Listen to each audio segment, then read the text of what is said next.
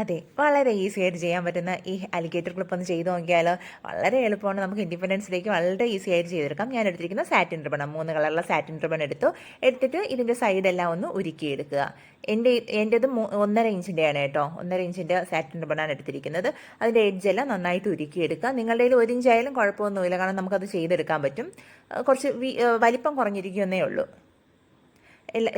Cut ചെയ്ത് ഒരു 15 centimetre നീളത്തിൽ കട്ട് ചെയ്തെടുക്കുക. അതിനുശേഷം നമ്മൾ എന്ത് ചെയ്യുന്നത്, ഇതിങ്ങനെ കോർത്തെടുക്കുകയാണ്.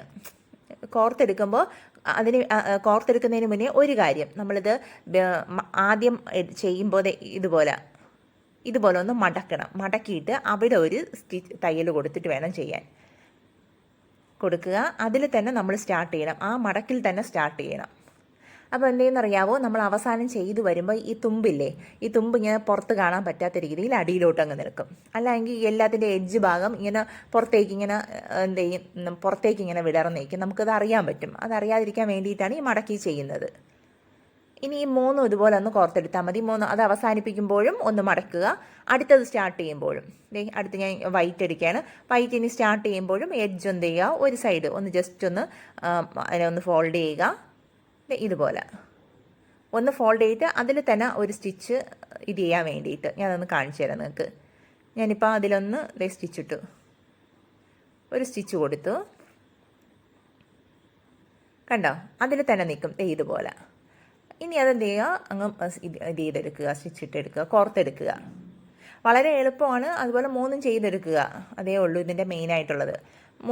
ഇത് നമ്മളിങ്ങനെ കോർത്തെടുക്കുമ്പോൾ ചിലപ്പോൾ വിടർന്നൊക്കെ ഒരു ഷേപ്പില്ലാത്ത രീതിയിലേ ഇരിക്കുകയുള്ളൂ.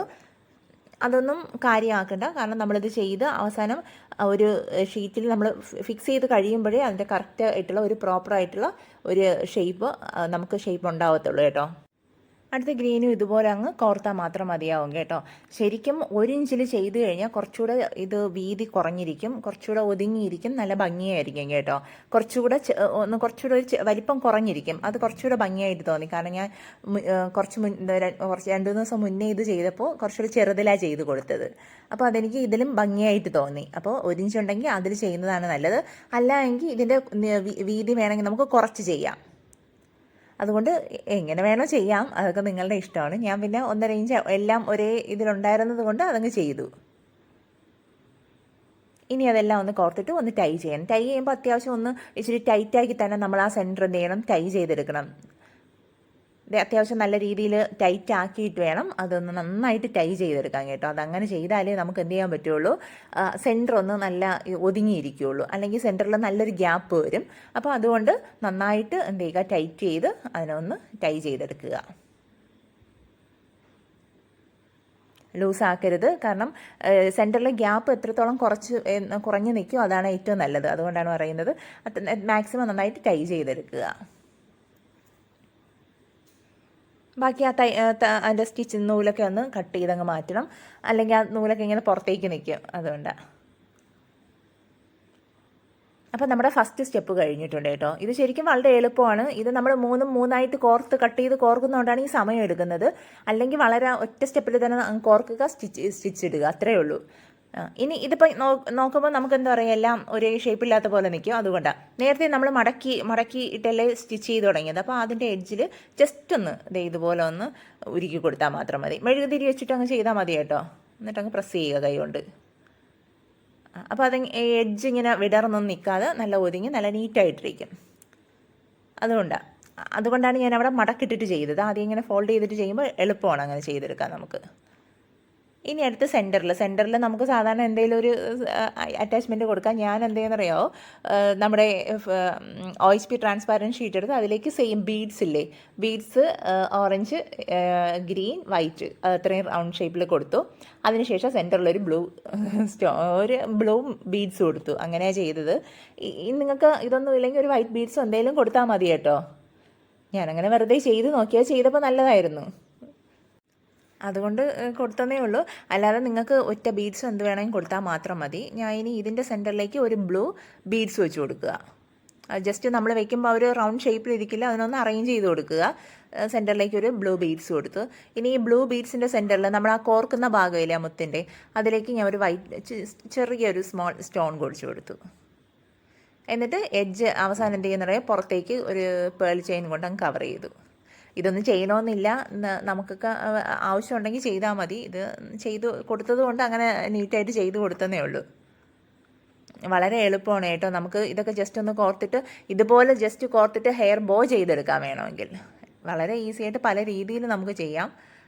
അപ്പോൾ നിങ്ങൾക്കും ചെയ്തെടുക്കാം. അതിന് വേണ്ടിയിട്ടാണ് ഈ വീഡിയോ കാണുന്നത്. എല്ലാവരും വീഡിയോ പൂർണ്ണമായിട്ടും കാണണം, കമൻറ്റ് ചെയ്യണം. ചിലർ ചെയ്യാറുണ്ട്. അപ്പോൾ വീഡിയോ ലൈക്ക് ചെയ്യാനൊന്നും മറക്കരുത് കേട്ടോ. ഇനി ഇതെന്ത് ചെയ്യുന്നുണ്ടെങ്കിൽ ഒന്ന് ഡ്രൈ ആയി വരുമ്പോൾ കട്ട് ചെയ്ത് നമുക്കെടുക്കാം. അപ്പോൾ നമുക്ക് സെൻറ്ററിൽ വയ്ക്കുന്ന അറ്റാച്ച് ആയി കഴിഞ്ഞു. അതിന് ഇനി അത് ജസ്റ്റ് ഒന്ന് കട്ട് ചെയ്തെടുക്കണം കേട്ടോ. അത് കട്ട് ചെയ്യുമ്പോൾ ഒന്ന് ജസ്റ്റ് ശ്രദ്ധിക്കുക, ഉടനെ കട്ട് ചെയ്യാൻ നിൽക്കരുത്. ഒന്ന് ഡ്രൈ ആയതിനു ശേഷം കട്ട് ചെയ്താൽ മതി. ഞാൻ ഈ ബീഡ്സ് വെച്ചതിൻ്റെ കാര്യം, ബീഡ്സ് ചിലപ്പോൾ ഉണ്ടാവും നമ്മുടെ കയ്യിൽ, അതുകൊണ്ടാണ്. അല്ല എങ്കിൽ ഒരു സ്റ്റോണോ എന്തെങ്കിലും, ഒരു വൈറ്റ് മുത്തോ എന്തെങ്കിലും കൊടുത്താൽ മതി. അപ്പോൾ അത് കട്ട് ചെയ്യണം കേട്ടോ. കട്ട് ചെയ്യുമ്പോൾ ഒന്ന് ശ്രദ്ധിച്ച് കട്ട് ചെയ്യണം. ഡ്രൈ ആയില്ലെങ്കിൽ അതിങ്ങനെ നമ്മൾ വെക്കുന്ന ഷേപ്പൊക്കെ മാറി വേറെ പല ഷേപ്പിലൊക്കെ പോകും. ഇനി ജസ്റ്റ് ഒരു ഫെൽറ്റ് ഷീറ്റ് റൗണ്ട് ഷേപ്പിൽ കട്ട് ചെയ്തെടുക്കുക. ഇത് നമുക്കൊരു സ്ക്വയർ ഷേപ്പിൽ കട്ട് ചെയ്യുക. എന്നിട്ട് അതിൻ്റെ സൈഡ് എഡ്ജ് ഒന്ന് ജസ്റ്റ് റൗണ്ട് ചെയ്ത് കൊടുത്താൽ മാത്രം മതി കേട്ടോ. അതിനുശേഷം ഇതുപോലെ ഒന്ന് വെച്ച് ഫിക്സ് ചെയ്യുക. ഫിക്സ് ചെയ്യുമ്പോൾ നമ്മളത് കറക്റ്റ് ആ ഒരു ഇതൊക്കെ ഇല്ലേ, അത് വിടർന്നൊക്കെ നിൽക്കുന്ന ഒന്ന് കറക്റ്റായിട്ട് വെച്ച് കൊടുക്കണം. എന്നാലും അത് കറക്റ്റായിട്ട് അതിൽ ഫിക്സ് ആയിരിക്കുകയുള്ളൂ. ഇതുപോലെയൊക്കെ ഒന്ന് അറേഞ്ച് ചെയ്ത് കൊടുക്കണം നമ്മൾ. കാരണം ആ പുറകിൽ നമ്മൾ നന്നായിട്ട് ഇതുപോലെ പ്രസ് ചെയ്ത് കൈകൊണ്ട് വെച്ചാൽ മാത്രമേ അതിലേക്ക് പ്രസ്സായി ഗമ്മിലേക്ക് ഇരിക്കുകയുള്ളൂ. അതിനുശേഷം സെൻറ്ററിലേക്ക് നമ്മൾ ചെയ്ത് വെച്ച അറ്റാച്ചും കൊടുത്തു. ശരിക്കും അത് വെച്ചപ്പോൾ നല്ല ഭംഗിയായിരുന്നു കേട്ടോ. ഞാൻ വിചാരിച്ചു അത്ര എടുത്ത് നിൽക്കില്ല എന്ന് വിചാരിച്ചു, പക്ഷെ നല്ലതായിരുന്നു. അതിനുശേഷം എൻ്റെ കയ്യിൽ ചെറുത് ഇത്രയും വീതി കുറഞ്ഞ സാറ്റിൻ റിബൺ ഇല്ലായിരുന്നു. അതുകൊണ്ട് ഞാൻ ചെയ്തിരുന്ന ആ സാറ്റിൻ റിബണിൻ്റെ ഒരു പീസ് എടുത്തു. എന്നിട്ട് കുഞ്ഞു കുഞ്ഞു പീസായിട്ട് ഇതുപോലെ നീളത്തിൽ കട്ട് ചെയ്തെടുത്തു. നിങ്ങളുടെ കയ്യിൽ വീതി കുറഞ്ഞതുണ്ടെങ്കിൽ അതെടുക്കാം കേട്ടോ. എൻ്റെ കയ്യിൽ ഇല്ലായിരുന്നു. വൈറ്റും ഗ്രീനും ഉണ്ടായിരുന്നു, ഓറഞ്ച് ഇല്ലായിരുന്നു. അതുകൊണ്ട് ഇതുപോലെ നമ്മളെടുത്ത അതേ ഇത് തന്നെ കട്ട് ചെയ്തു. ഇനി ഇതിൻ്റെ സൈഡെല്ലാം ജസ്റ്റ് ഒന്ന് ഉരുക്കി നമ്മളെന്ത് എടുത്താൽ മാത്രം മതി. ഞാൻ ചെയ്തിരിക്കുന്നതിൽ ഗ്രീൻ ശരിക്കും പറഞ്ഞാൽ 2 ഇഞ്ചിൻ്റെയാണ്. അത് ശരിക്കും 1.5 ഇഞ്ചിൻ്റെ വീതിക്ക് കട്ട് ചെയ്തിട്ട് അതിനെ ജസ്റ്റ് ഉരുക്കിയെടുത്തു ഞാൻ. അതൊന്നും അറിയാനൊന്നും പറ്റത്തില്ല, നമുക്ക് നല്ല നീറ്റായിട്ട് തന്നെ നിൽക്കും. ഇതുപോലെ സൈഡ് ഒത്തിരി അങ്ങ് ഉരുക്കാൻ നിൽക്കല്. ജസ്റ്റ് ഒറ്റ സ്റ്റെപ്പിന് അങ്ങ് ഉരുക്കിയെടുക്കുമ്പോൾ നല്ല നീറ്റായിട്ടിരുന്നോളൂ, അറിയാൻ പറ്റില്ല നമുക്ക്. ഇതുപോലെ ഗ്രീനും ഓറഞ്ചും കട്ട് ചെയ്തെടുക്കുക. ഉരുക്കുന്നതെന്ന് പറഞ്ഞാൽ അതിൻ്റെ മെയിനായിട്ടുള്ള റീസൺ ഇത് സെൻറ്ററിലൊന്ന് ഞാൻ ഇപ്പോൾ കട്ട് ചെയ്തെടുത്തതാണ്. അപ്പോൾ 2 സൈഡും ഒക്കെ നല്ല നീറ്റായിട്ട് ഒരു നൂല്, അതിൻ്റെ ആ ഒരു സാറ്റിൻ റിബണില്ലേ, അതിൻ്റെ നൂലിങ്ങനെ ഇളകി നിൽക്കും. അത് അല്ലെങ്കിൽ ഇങ്ങനെ ഇളകി വരും. അതുകൊണ്ടാണ് 3 ഇത് ചെയ്തു. ഇനി ബാക്കിയെല്ലാം ഞാൻ ഇതുപോലെ കട്ട് ചെയ്തെടുത്തിട്ടുണ്ട് കേട്ടോ. അതിനെല്ലാം ഒരുമിച്ച് സെൻറ്ററിൽ വൈറ്റും 2 സൈഡിൽ ഗ്രീനും ഓറഞ്ചും വരുന്ന രീതിയിൽ ഒന്ന് അറേഞ്ച് ചെയ്തെടുക്കുക. ജസ്റ്റ് അറേഞ്ച് ചെയ്യുമ്പോൾ ശ്രദ്ധിക്കുക കളറ്.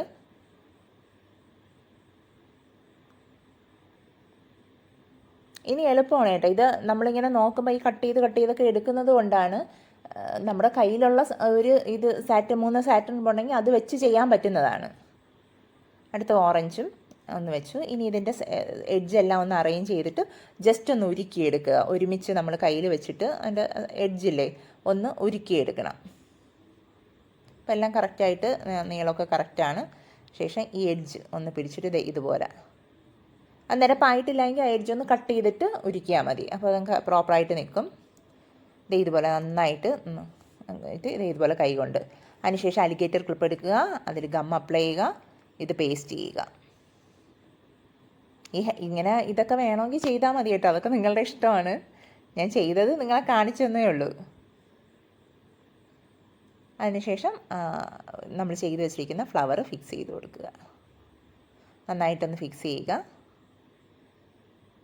നല്ല നീറ്റായിട്ട് അവിടെ ഇരിക്കുകയാണ്. നല്ല രസമായിരുന്നു കേട്ടോ. വളരെ സിമ്പിളായിട്ട് നമുക്ക് ചെയ്തെടുക്കാൻ പറ്റിയതാണ്. അപ്പോൾ നിങ്ങളെല്ലാവരും ചെയ്യാൻ ശ്രമിക്കണം. പുതിയൊരു വീഡിയോ ആയിട്ട് കാണുന്നവരെ എല്ലാവർക്കും ബൈ.